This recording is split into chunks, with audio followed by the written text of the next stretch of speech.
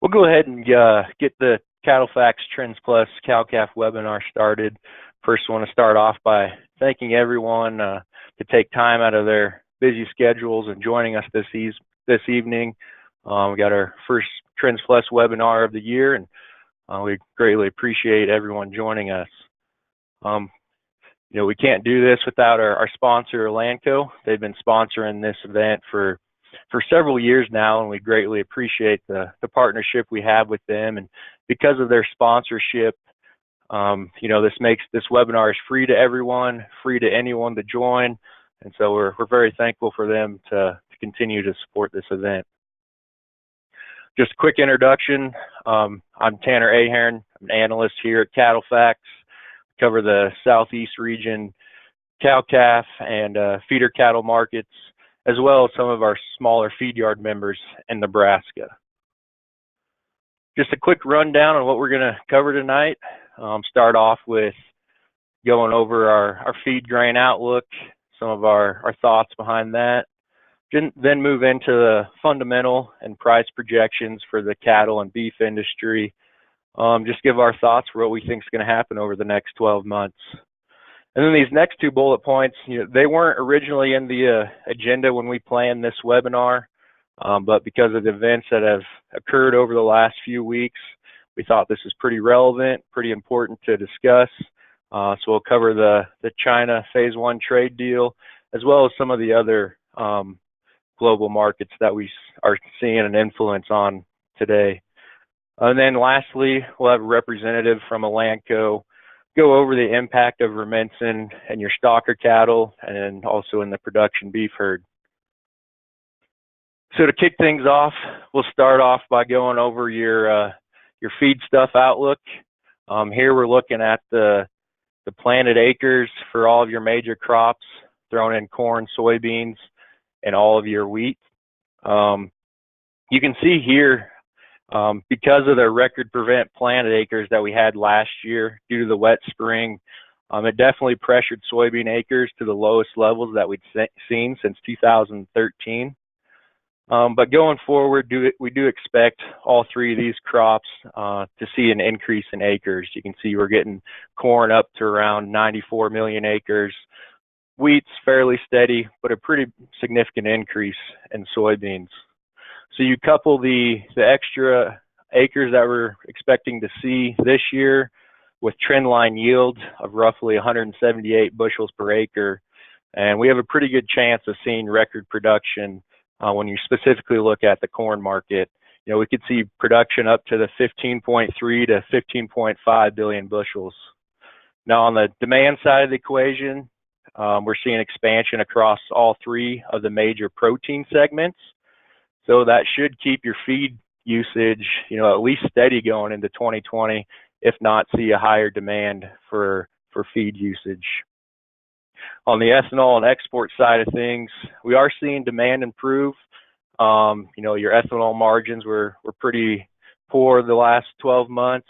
You may see though they're starting to pick up a little bit. We could see an increase in demand from both the ethanol and export side of things. And then of course you've got China being a big player as well, but the potential impact, is still unknown at this current time. But bottom line, your ending stocks for your corn crop could be above 2 billion bushels in 2020. And so that'll leave your ending stocks to use ratio in a range of about 14 to 16%. And that's what we're looking at right here, looking at the projected stocks to use ratio in the bars here, the blue bars. And then we've also got the monthly average spot corn price in the red line. And you'll notice that when ending stocks to use ratio is above this 13%, which is highlighted here by this yellow line, spot futures don't spend a lot of time above this $4 area. You can see here this past spring when we got the stocks to use ratio down below 12%, we had a pretty big spike in the spot corn futures. But because we believe this year's crop will probably end up staying above this 13% threshold, we would expect corn prices, spot corn futures, to spend most of their time in this $3.50 to $4 area. That's assuming we have no weather disruptions, we have no planning issues like we had this past year. But given our current outlook, we expect this range to hold up. And because of this, we do not expect corn to be a major factor on the cattle markets. We think they'll stay at a reasonable level, shouldn't put too much pressure or any pressure on the calf and feeder market for the calendar year of 2020. Touching a little bit here on hay, just to start off with, we just got the December 1 stocks number, and it was up 7% compared to December 1st of 2018. So you combine that with our projection of increased production, and that would suggest you would see prices, steady to lower. It wouldn't surprise me if they end up being flat from 19 into 20. And this accounts for all hay, includes alfalfa, accounts for all regions. So obviously you're going to have a lot of regional differences, depending on your local supply and demand and those things. But we do expect, across the country to be an increased amount of hay. As a result, price should be steady to lower. Thought this was a good time to throw in our latest weather outlook that we received from Dr. Art Douglas. You can see here we've got the spring temp on the left, and then the precip is on the right. This runs from March through May, and he's starting to come up with the idea that we're switching our weather pattern from an El Nino to a La Nina pattern. And what that means is that you could see parts of the U.S., especially the Southwest and the western part of the U.S., dry out, or warm up a little bit, I should say, and that's what you're seeing here compared to the long-term average. And then you also have a chance of receiving a little less precipitation, and that's what we've got going on in the Southwest and creeping up into the northern plains. Now, this is compared to the long-term average. You can see, some of those areas an inch lower compared to the long-term average. And then down here at the bottom, we have our summer forecast. I want to caution you that we're several months away from summer, and these forecasts could change. But similar to the top, you'll see a lot of the U.S.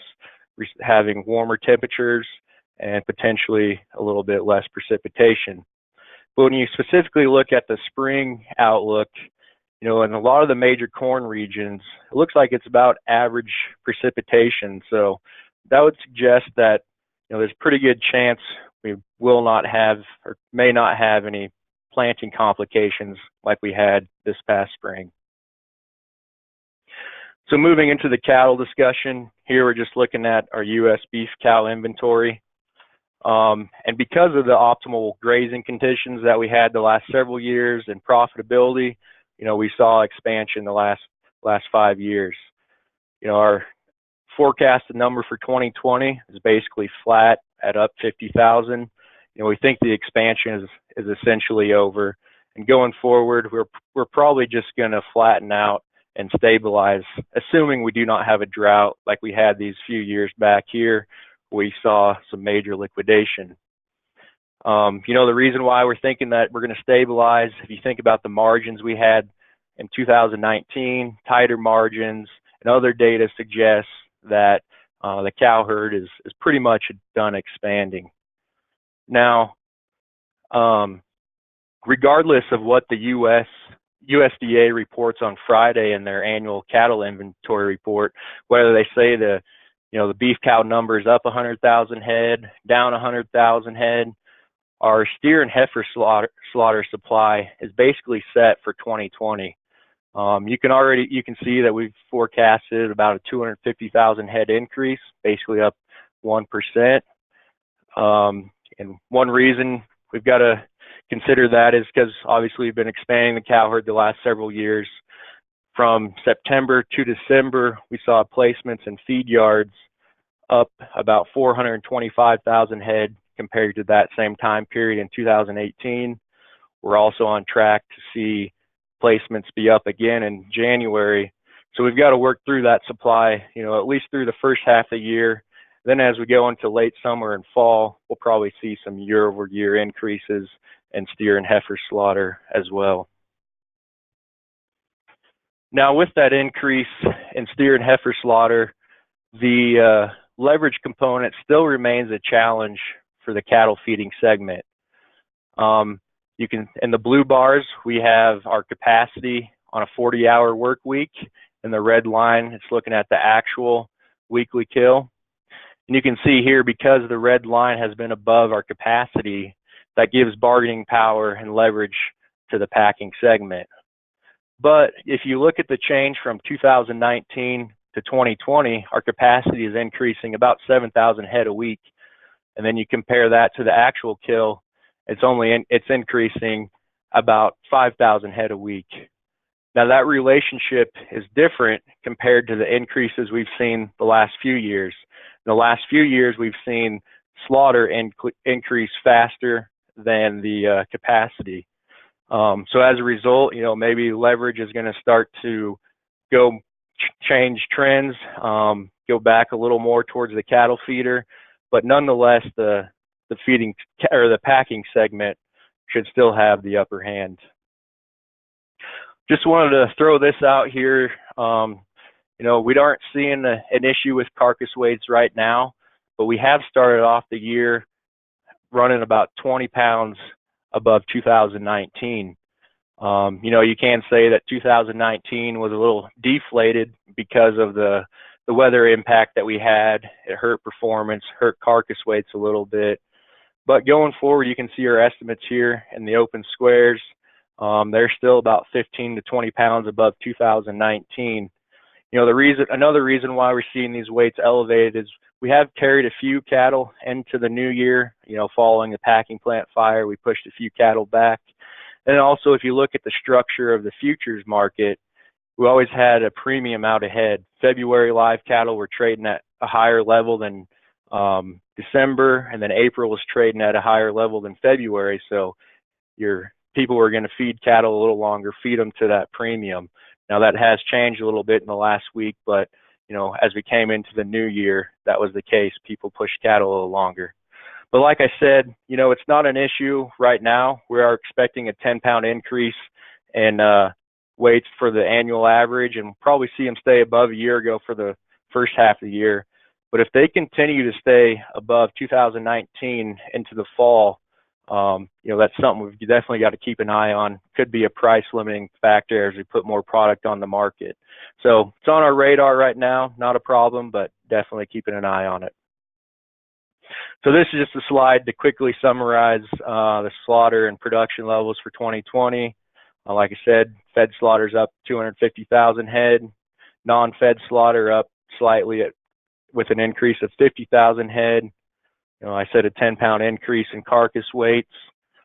And then that results in beef production increasing about 600 million pounds to total 27.7 billion pounds, basically a 2% increase. We get 1% from slaughter, and then we get another 10% or another 1% from the carcass weights. So still producing a lot of beef out there on the market. And because of that increase in production, it just means that our trade, our global trade, our balance of trade is going to be so much more important. After a few years of double-digit growth, we actually had a disappointing year in 2019. Exports are going to be down about 5%. We actually ended up being a net importer, with the importing more than we export. But going forward, we do expect exports to rebound, see a 5% increase in 2020, and then imports down about 5%, and going back to being a net exporter like we were in 2018.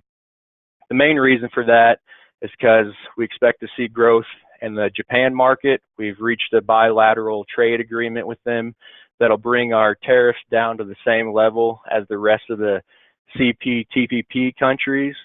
And then obviously you've got the protein void over in China due to African swine fever. We may, if we don't directly send product over there, maybe we'll backfill some other countries. And then we're going to see less imports from Australia and New Zealand as their production has tightened up a little bit. So looking at per capita net beef consumption, take your production, add in your imports, subtract your exports, and we're expecting the U.S. consumer to consume about 58.4 pounds per person.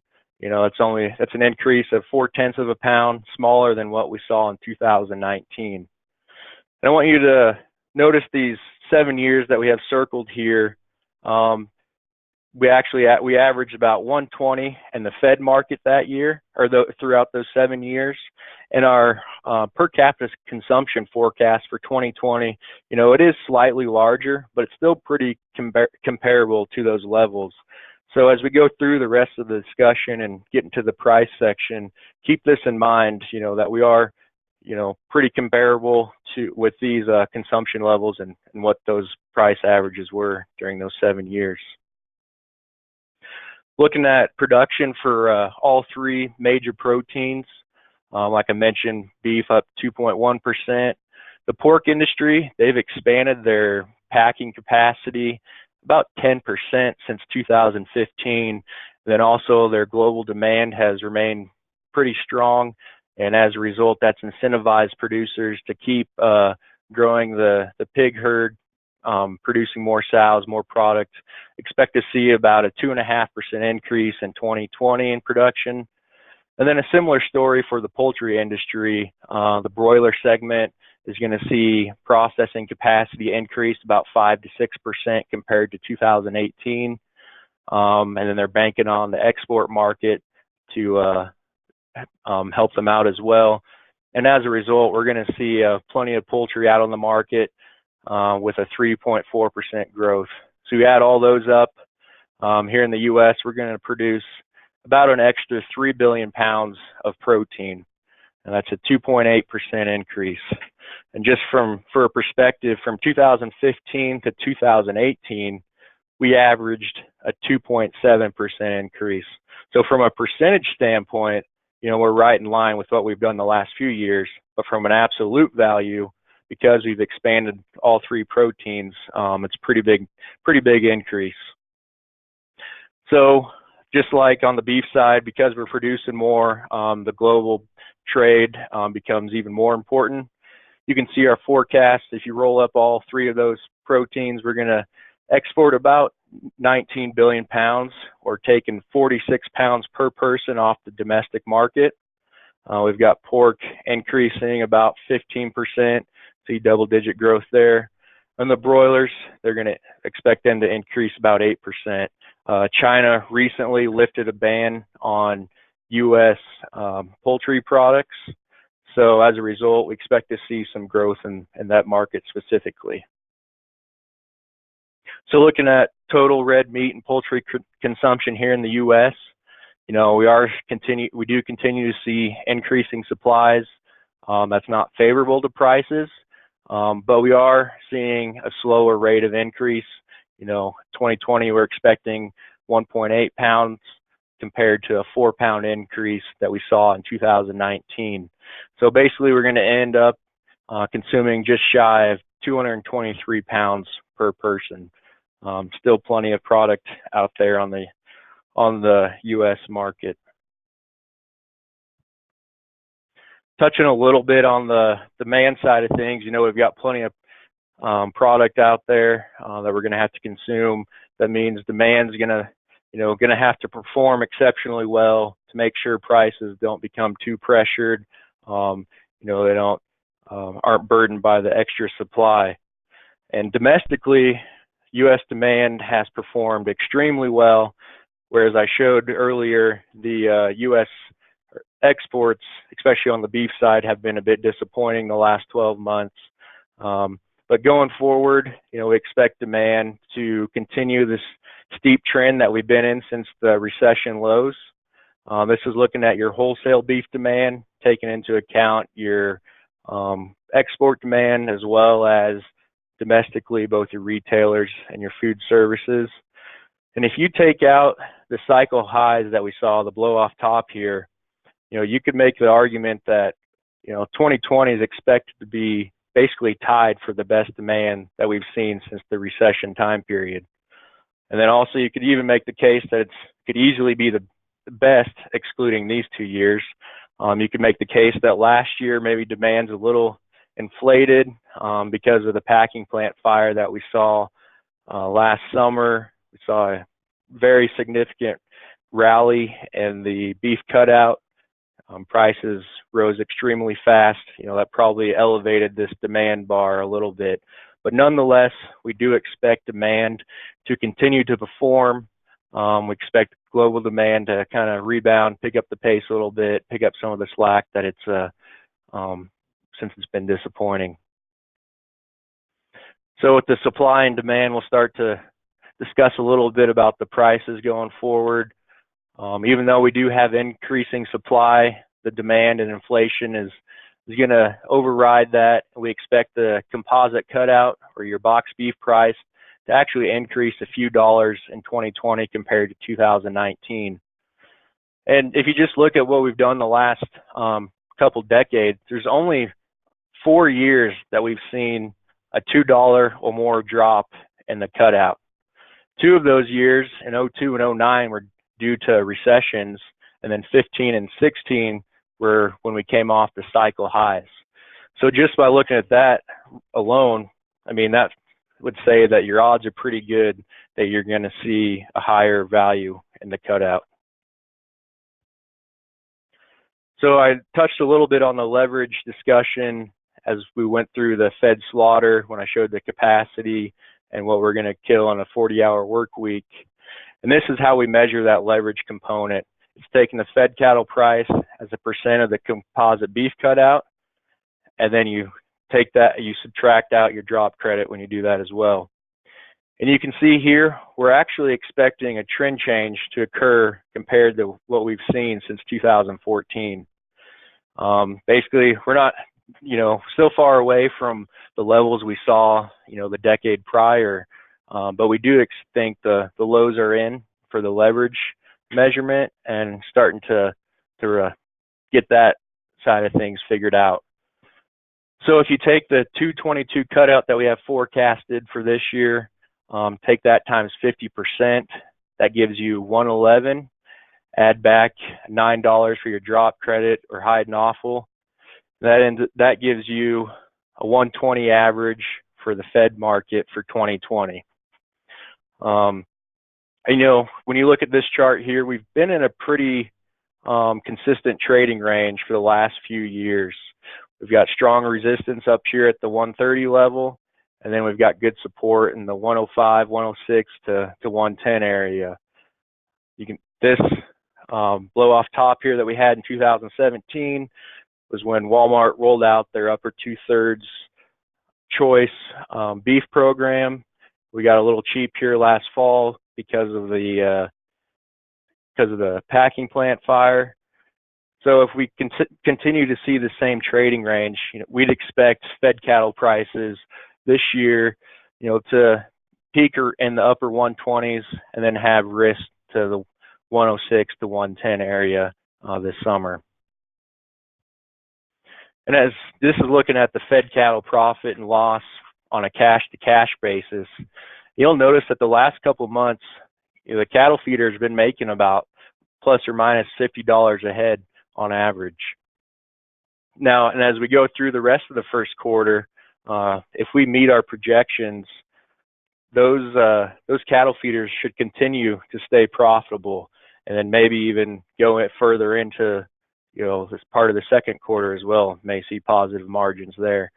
But because of these profits, this is supportive to the feeder and calf market. Definitely not bearish. In theory, they should pass those profits on down to the segments and the rest of the supply chain. So here we're specifically looking at the feeder market represented by 750-pound steer, expecting an average of about 150 in 2020 with a range of 140 to 160. As we get into late summer, early fall, probably have a pretty good chance of seeing prices in the upper 150s. Over the next month or so, we could see prices come under some pressure. Maybe they get down to the low 140s, but we still have very good support here around 140. And the reason why you'd see prices get pressured here in the spring or in the winter time is we're placing those cattle against the summer fed market, which is typically when you have your lows in the fed market. So just the deferred live cattle futures are going to dictate the prices we see here in the feeder market. Looking specifically at the calf market, represented by a U.S. average 550-pound steer, expecting an average of about 170 for 2020, a few dollars higher than what we saw last year, with a full range of 155 to 180. We think as we go through the springtime period, as summer grazing demand picks up and your supply is a little tighter, it's pretty good odds that we could get back to the levels we saw last spring as well. You can see here on what we've done so far in 2020, the calf market has performed extremely well compared to the lows that we had this last fall. Demand is very robust for the calves, whether it's for putting them out on wheat grazing or buying them early for summer grazing. Demand's performing very well. And then as we get into the fall, there's risk that we get back to the mid 150s. If we do, one reason we may not see them get that cheap is if winter grazing demand bails us out, and maybe we only have prices go to the upper 150s to 160. But from what we know today, we're going to go with an average of 170 and a range of 155 to 180. So this slide here just summarizes the prices I went over. I didn't highlight either the female markets. When we look specifically at the cull cow market, as I said earlier, we're going to see an increase in slaughter of about 50,000 head, a little bigger supply. They're also facing the leverage issue like the fed cattle market is. But we think the lean trim market is going to stay elevated, and it's going to outweigh the packing plant constraints that we've seen, when we expect prices to increase about $5 a hundredweight, with a full range of $55 to $72, 55 coming during your fall lows. On the bred female side, expect prices to stay about steady, the same that they were last year, average $1,500 a head for a running age female. Now, I do want to caution you that all the fundamentals that we just went through and the prices that we have up here on the screen is strictly our fundamental outlook. If you've been paying attention to the news the last week or so, the coronavirus is starting to garner a lot more headlines. It's creating a lot of uncertainty in the markets. A lot of your commodity markets took a pretty big beating the last few days, and it's caused prices to go a lot lower than they were just a week to 10 days ago. And so that's something that's definitely on our radar screen, something we're keeping an eye out. But from a fundamentals picture, we would definitely stick with these prices. But because of the coronavirus, assuming it doesn't stick around for a long time, I think the prices we have up on the screen are definitely a pretty good target to go for right now. So with that, I'll go ahead and let Patrick take control and move on with the presentation.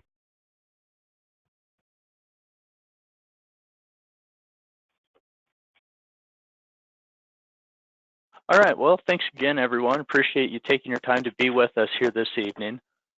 I'll just go ahead and jump into the slides, and I would invite everyone, if you do have questions, go ahead and type those into the question box on the GoToWebinar, and we'll do our best to save a few minutes to address some of those at the end. So my section here will be kind of focusing on a few kind of the bigger long-term trends and some of these big macro watch list items that most of these that Tanner's alluded to, and just kind of outline what some of these mean to the beef industry. So number one, African swine fever, the disease that's ravaged China, and hog populations throughout Southeast Asia. Simply a situation that's not going away. talking about the phase 1 China trade deal that we've finally arrived at. And we'll talk about what that means, what provisions are in there, and what kind of expectations that sets for the market. We'll talk about the Australian drought and the wildfires that are going on down there and the types of implications that we expect there. And then lastly, just what all this means to the cattle market and what this means to your operations. And then one thing that I should add to this list is the coronavirus that Tanner's mentioned. At this point, not something that we expect to fundamentally change our forecast, but as you can see throughout the reaction, across financial markets and commodities, something that definitely can swing markets in a big way. So to jump right in, looking at African swine fever, as you look at a map of these cases that have sprung up, you can see how vastly this is spread across Southeast Asia and China in particular, and then also quite a few cases throughout Europe. Now, the one huge difference that you'll note here is the color of the dots. The blue dots represent domestic outbreaks in domestic hog populations, while the green are wild. So you can see how huge of an impact and how heavily weighted this impact throughout Asia has been on the domestic hog populations there. Whereas even though there's quite a bit of activity throughout Eastern Europe, from wild hogs, at this point they've been able to prevent that from affecting their domestic hog populations.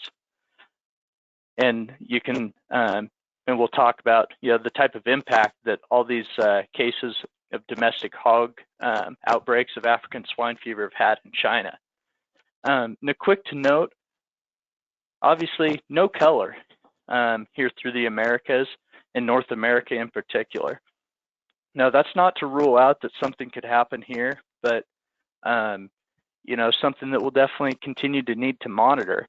But just kind of recognizing also the differences in biosecurity that we have in our protein production systems here in North America, and how these biosecurity measures throughout Europe have allowed them to contain that outbreak to primarily the wild hog populations. So what has this done to China? Quite a bit, you can see. Roughly 50% decrease in their pork production in 2019 as the disease swept through the country and destroyed hog populations. And as we roll into 2020 now, it's expected to see another decline in pork production as that disease continues to be unresolved. This is a disease that isn't highly contagious. It's transmitted primarily through immediate nose-to-nose contact or bodily fluids, not something that's airborne. But the big deal is it's a high mortality rate. Kills up to 95% of hogs that are infected, and there's no vaccine at this point. So it's hard to imagine a situation at this point where the Chinese pork population or hog population can significantly improve and make a bounce back. And just to put in perspective the size of this decrease in production relative to where they've been in recent years, if all the global meat protein exports in the world currently were diverted to China, it would still not fill that red box that I outlined. So this is a major market factor for certain. And it's affecting our markets. As you can see, looking at the U.S. pork exports to China, since the summer months, we've seen a dramatic increase in pork exports going into China. In November, the most recent data we have, up a whopping 650% versus a year ago. This is a lot of pork being shipped to China. Now, looking at hog prices around the globe, you can see the impact that these pork shortages and the devastation of this disease has had to hog prices. The most recent data shows live hog prices in China up 163% versus a year ago. Now, as you look across the global landscape, I've included Brazil, Germany, and the United States on here for perspective as to prices. And you can see clearly Brazil, Germany, these other global major hog producers have seen some increases in prices, where they've been more recently, compared to where they were about a year ago. Now, the difference with the U.S. is we've had an approximately 5% increase in pork production in 2019. So that's certainly weighing back our market from seeing the price appreciation that these other markets have had. But as you look at the differences here, Brazil, Germany hogs, or Chinese hogs are worth roughly 3.5 times what Brazilian or German hogs are worth, and then worth almost 6 times what a U.S. hog is worth. So you can certainly expect that this should be positive to exports of pork to China here throughout in the coming months and even years. So what kind of influence has this had on global meat prices? Well, you can see here in the blue pork prices throughout 2019, the global index of prices, pretty steep uptrend, primarily driven by both prices in China, and as that sucking sound as China has drawn in exports from all over the globe of pork, as that demand has driven up global pork prices across the board. And you can see compared to a year ago, poultry has seen some degree of price appreciation as well, but less so. And then beef, on the other hand, has also seen a very steep increase. Now, a couple of factors here at work on the long-term trend. As you talk about the rising global middle and upper class throughout the world, that continues to be a positive for beef prices globally. And then also the other major factor is this African swine fever, as China has chased the cheaper beef alternatives throughout the world, South America in particular, and has brought those prices up as they've chased those meat supplies. So, phase one. You've all heard about the phase one trade deal and these levels of imports that the Chinese have committed to under this purchase agreement, or in their purchases agreement. And so what this chart does is breaks it down by sector, and you can see where agriculture falls relative to the 2017 baseline, how much they've committed to increase their purchases. Now, there's certainly lots of talk out there about whether these goals are truly attainable. But the bottom line is this is what they've told us, and this is the information that we have to work off of at this time. And so, just trying to pencil out what type of impact these kind of levels could mean to the market. So as you look specifically to that agriculture slice, and this outlines what type of levels of pork exports or of agricultural imports China has committed to. And this chart rolls together China and Hong Kong, assuming that a lot of those imports historically have been black market channeled through Hong Kong.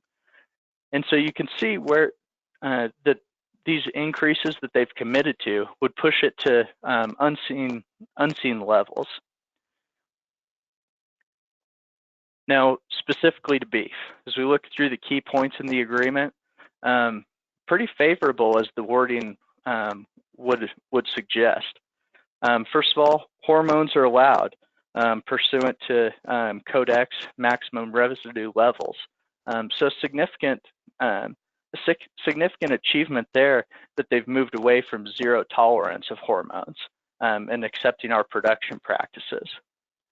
They've eliminated the over 30-month restriction. So, as Tanner alluded to, talking about the cow market, the cull cow market, certainly a factor that will be positive there, as potentially as China looks towards cheaper protein alternatives to fill this pork gap, and where cull cows and lean beef could provide some of that fill to the pork gap. Also, China says that they will recognize U.S. traceability and FSIS food safety standards, a significant win there as well. And then lastly, China has said that they will study ractopamine. They've not said that they'll allow it at this point, but they've committed to studying it, which in of itself is certainly a win. Now, it's important to keep in mind that tariffs remain intact at this point. 47% for beef and 68% tariff that China is assessing on U.S. pork. Now, these tariffs can be avoided when China makes a state purchase, when the government makes these purchases, and then also where they can grant waivers to companies to buy these products without tariff. But at this point, the tariffs are still there. And then also, it's important to keep in mind that there's a March 15th effective date for many of these provisions.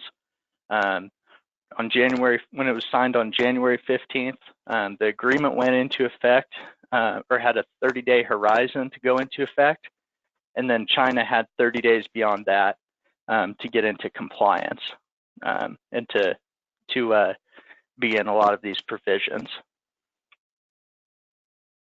So jumping forward, looking at, okay, so where does China's protein imports come from?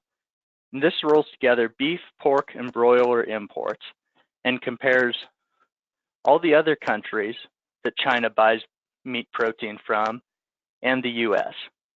And you can see, as you look to 2019, how small of a portion the US has gotten at this point.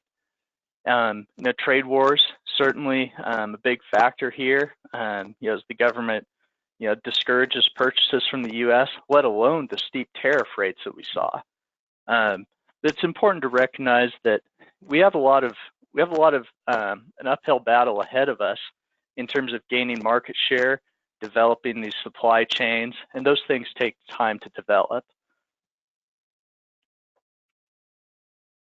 So looking specifically at beef imports, and this looks at 2019.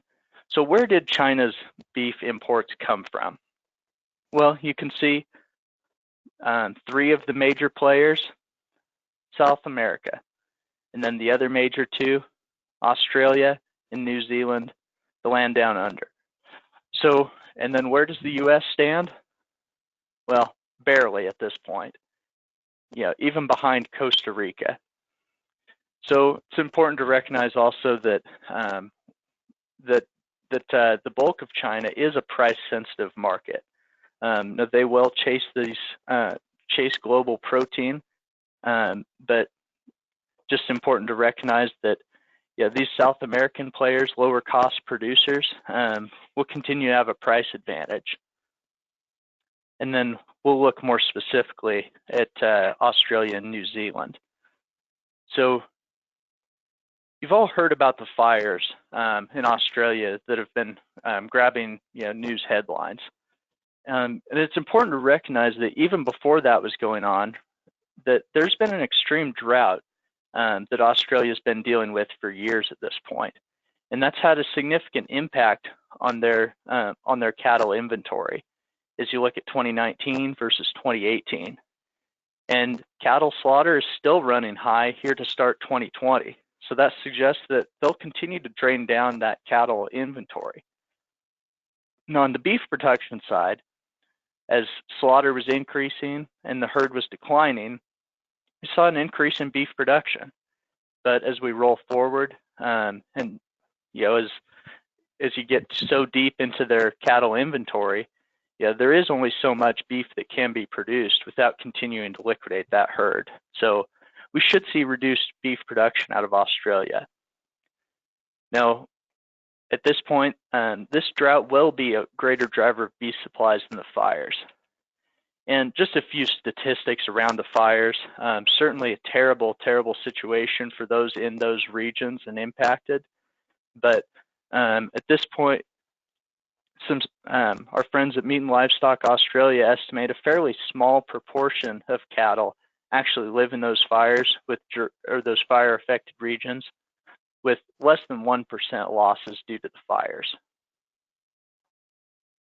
So as we look forward, and as Tanner talked somewhat about the cattle inventories and our expectations there going forward, we do expect that the cow herd is essentially in a stabilizing environment. And as you look back over our shoulder and start to really dig into what drove these previous liquidations in the cattle herd. Well, from the 70s on, there was a major demand drain, as there was the war on fat and those health pushes based on some different health claims. And so that was a major factor in driving liquidation, as beef demand was tumbling throughout that whole time frame. And we essentially had our demand lows in roughly 1998, and we liquidated some more cattle after that, and then started to plateau as demand recovered and started to build. Well, and then we had the drought, which sunk the cow herd significantly. Now, as we look forward, without barring some major demand destruction or a major drought, it's hard to see a situation where we do have to see a major contraction in the beef cattle herd. So speaking specifically, talking about our domestic market, and Tanner's alluded to quite a few of these things, we've seen a significant increase in demand since those demand lows in 1998, and that's resulted in increases in prices across the board, from beef at the retail level down to fed cattle and calves as well, outpacing inflation by 1.5% to 2%. Now, I do see a question here that we had come in that was regarding plant-based proteins. And that's certainly a big question that we need to be talking about.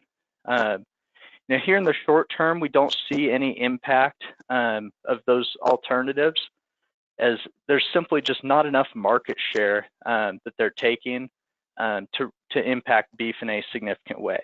And you'll actually see quite a few restaurant chains are now offering promotions, cutting prices on these products, as they're struggling to gain traction after we had that initial, the new factor once that wore off.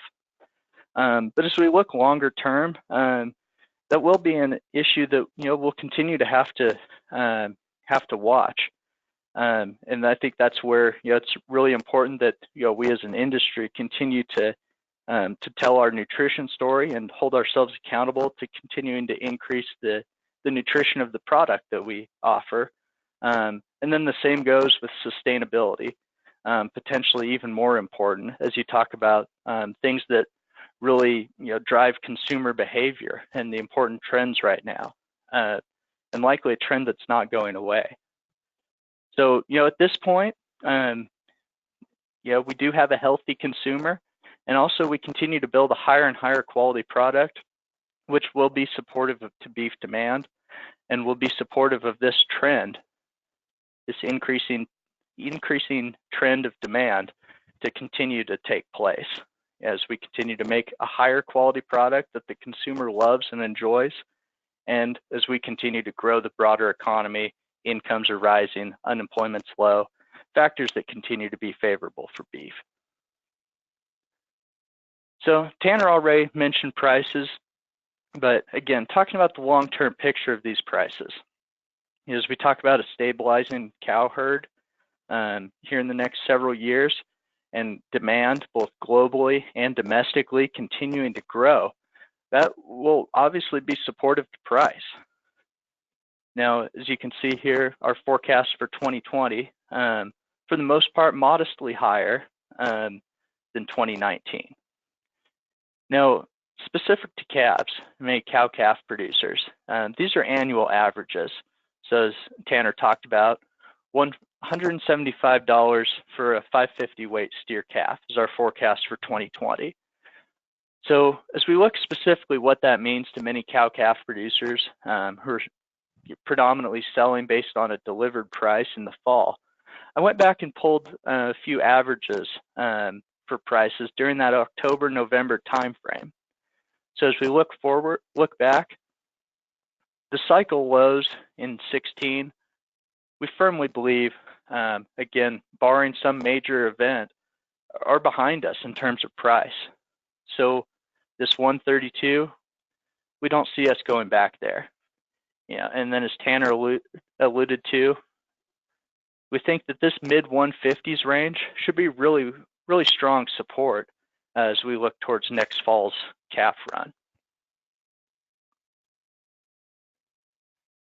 Now, stepping back again, looking at the long-term profitability trends, as we look back through that period where the total cattle inventory was liquidating and demand was declining, again, the whole industry from cow-calf through the packer was forced to split up an average of $32 per head across the entire 4 segments.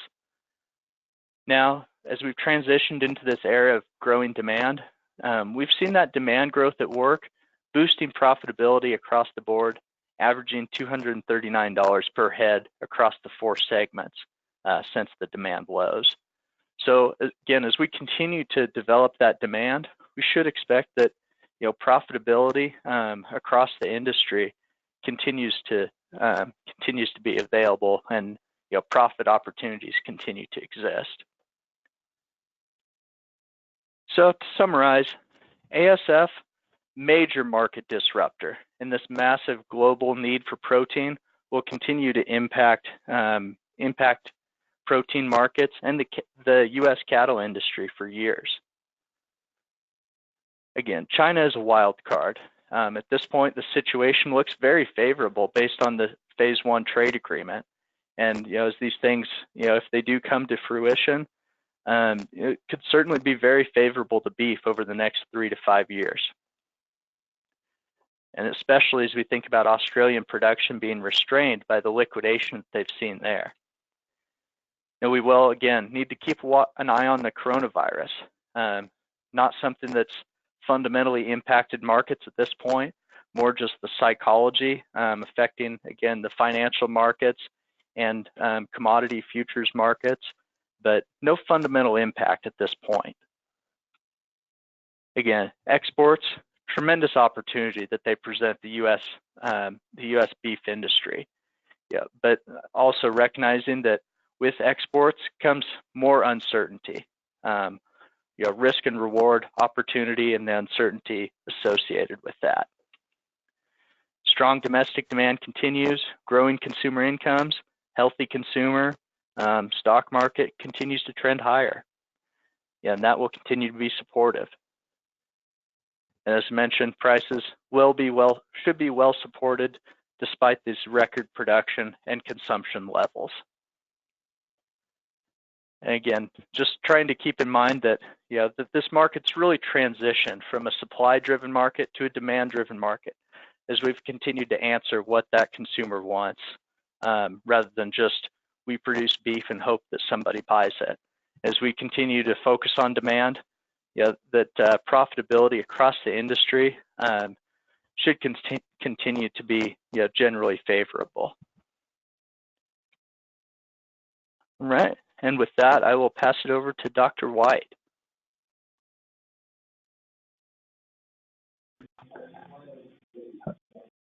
Okay, I appreciate the opportunity to discuss my favorite topic, really, is Rumensin and non-confined cattle. We've done a good job of using this technology in the majority of cattle that are on feed, but it's underutilized in stocker or growing cattle and in cow-calf.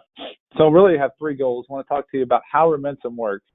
And I think that'll kind of set the stage of why it works really from birth to death of cattle. So what is Rumensin? It's an ionophore. Rumensin is classified as an antibiotic. Stop right there. The first question I always get, does it require VFD? No, Rumensin does not require VFD. because there's not a human equivalent or equivalent of Rumensin used in or Monensin used in human medicine. It's a fermentative byproduct. So when you talk about Rumensin, really we got to take a step back and look at what is or how you feed cattle and what happens to that feed. So cattle are ruminants, and ruminants have a 4-compartment stomach. The biggest part is the rumen. It's going to be composed of 3 things that are in there: fungi, protozoa, and bacteria, mostly bacteria. And this bacteria is really a mixture of gram-positive and gram-negative bacteria, which you can see in this slide. So this bacteria, when we feed Rumensin, really all we're doing is shifting it from a gram-negative to more gram-negative bacteria. So Rumensin is not wiping; it's classified as an antibiotic, but it's not wiping out the bacteria in the rumen. It's just shifting it from to more gram-negative. So why does that matter? As you're feeding cattle, you feed them starches, grains, or you feed them forage, that's glucose is the energy source. And in grains, glucose is linked in a way that you and I or any simple stomach animal can break that bond and use the energy that's in that glucose. In cattle, in the rumen, the bacteria has the ability to break the bonds that's in cellulose, which is energy that's in forage. And so then they can utilize that energy that's in the forage. When we talk about glucose, we're talking about carbons. We can go into a little bit of a biology lesson, but we'll stay with me and we'll go through it quickly. Now, as you can see in this slide, glucose is 6 carbons. So bacteria that take glucose, a 6-carbon molecule, and make acetic acid, that's what the cattle are going to use for energy. That's 2 carbons. You go from 6 carbons to two 2-carbon molecules. That's 4 carbons. We lost 2 carbons in the form of gas, carbon dioxide and methane. And the reason that's important, as I said, carbon is energy. So you lost that energy to the environment. Bacteria that make butyric acid, the one below, you're going from 6 carbons to 4-carbon molecule. You're losing 2 carbons in the form of carbon dioxide and methane gas. And bacteria that make propionic acid, you're going from 6 carbons to 2 3-carbon molecules. So you're not losing those carbons in the form of carbon dioxide and methane gas. So you're taking that carbon, we're going to use it for energy. So that's what Rumensin does. We're making more gram-negative bacteria, which make more propionic acid. So why should you care about all this? The bottom line is we're going to have more energy to those cattle.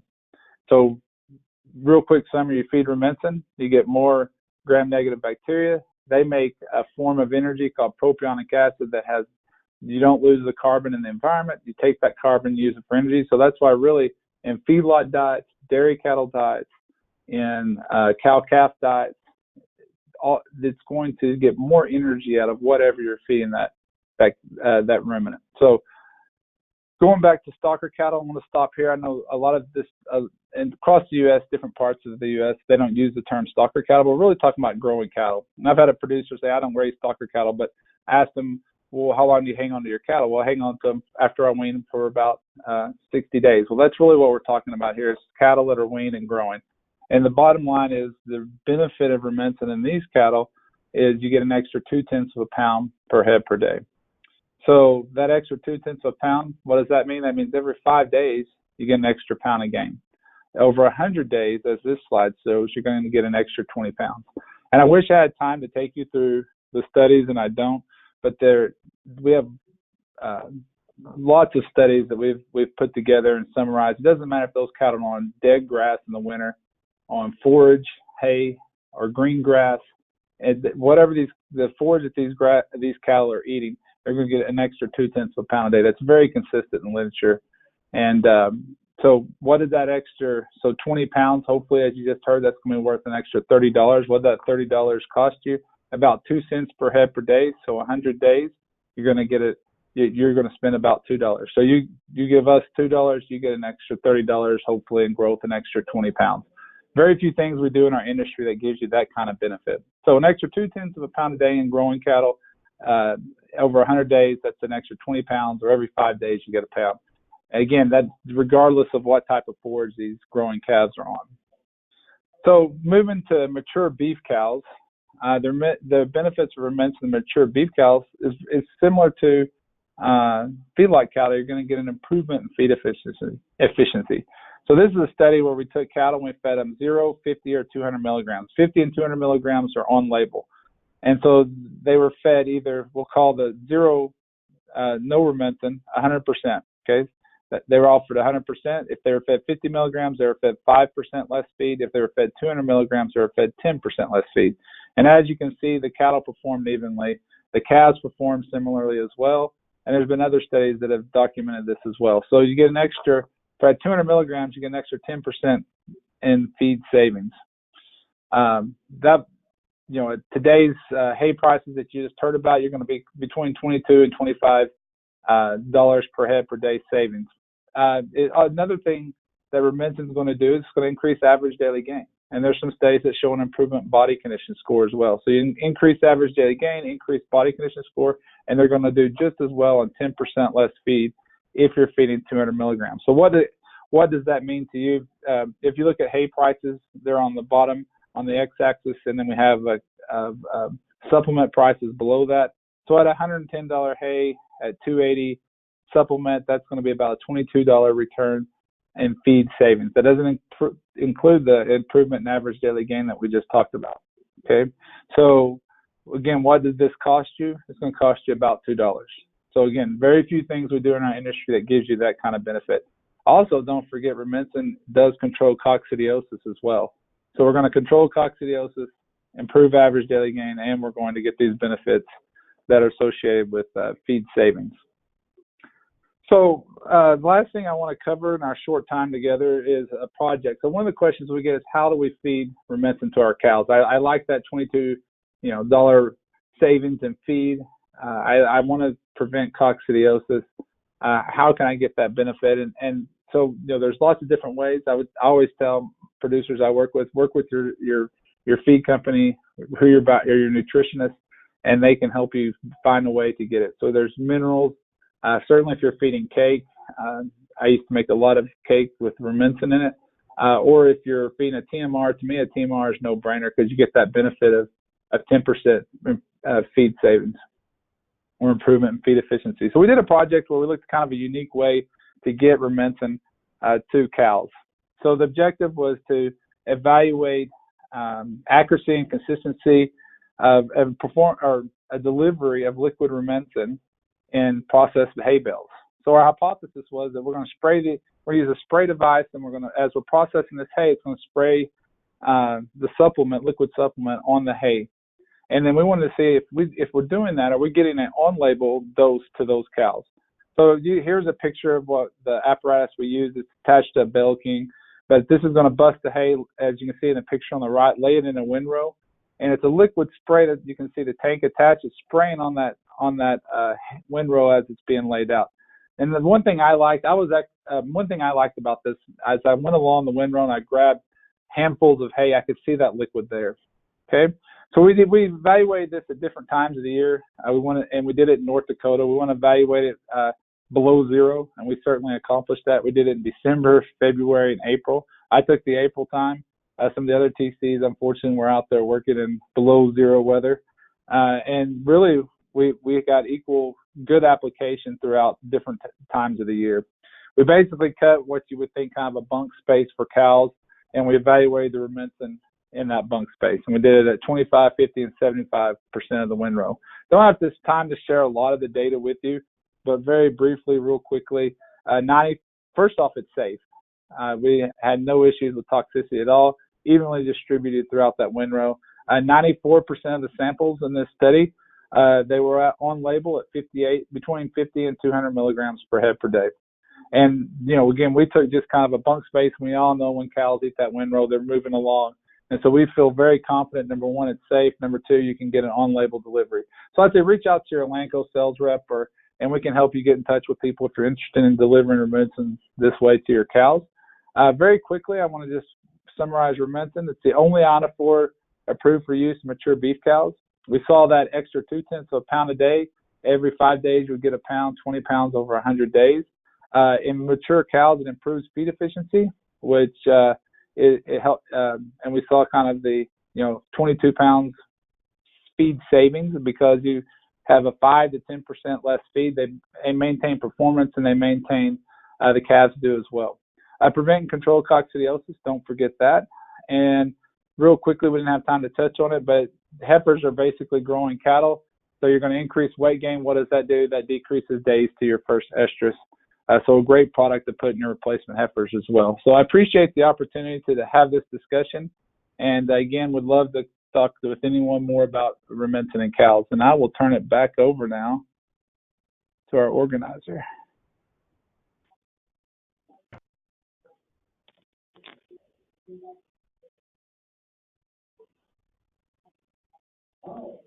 All right. Oh, y'all may have to go ahead and take over if you can. All right. Yeah, I think I'm getting that figured out here. So I believe everyone should be able to see now. Yeah, thank you, Dr. Frank White, for joining us. If you got any of you guys have questions for Dr. White, you can certainly email myself or Patrick, and we'll be sure to pass those along to him. But we thank him for joining us. We did have one other question that asked if the Choice Select spread would be impacted at all by what's going on with China, the trade deal, and their protein shortage. I think the answer to that question here in the short term, it shouldn't be impacted greatly. You know, we're going through, it should be a pretty seasonal pattern with going through the lows right now here in the winter, and then expect the during the springtime period to see a peak. You know, maybe we could get up into the the $20 area for the Choice Select spread. But longer term, you know, when you think about the China market and their consumers, they don't consume a lot of high quality product. You know, Patrick alluded to the fact that they get a lot of product from Australia. That's a lot of lean trim, you know, product that doesn't necessarily compare to our fed product. So it's probably not going to affect your Choice Select spread in the short term, but longer term, if they start to transition towards that, you know, that choice and upper 2/3 choice product, that could certainly influence the Choice Select spread. But here in the short term, probably not going to see an impact on the spread there. Just to wrap a few things up here, we've got some CattleFax events going on right now, or will be going on in the future. We're currently running our cow-calf survey. For people that participate in that, they receive a summary packet that summarizes the data that we got from across the country and from different regions. So to access that survey, go to CattleFax.com, select the About tab at the top of the page, and then click 2019 cow-calf survey on the side panel. We'd greatly appreciate any producers out there that take the time to complete that. We've got our Outlook session at NCBA convention coming up and next Thursday. We also have a booth at the trade show, so if you attend the convention, be sure to stop by and say hello. We'll have our next Trends Plus cow-calf webinar coming up on May 20th. Hope everyone can attend that one again. And then we'll kick off our summer seminar events with our risk management seminar on June 17th through the 18th out here at the office. Look for more information on that on the website in the next several weeks. So just want to thank everyone for joining us tonight. If you have any further questions about anything, you can email myself or Patrick. It's the initial of our first name and then our last name at CattleFax.com. We will send out a recording of this webinar to everyone that attended and also registered, and then we'll keep an archive of this on our website for about 30 days. So with that, I think that concludes our webinar, and thank you everyone for joining us, and have a great evening.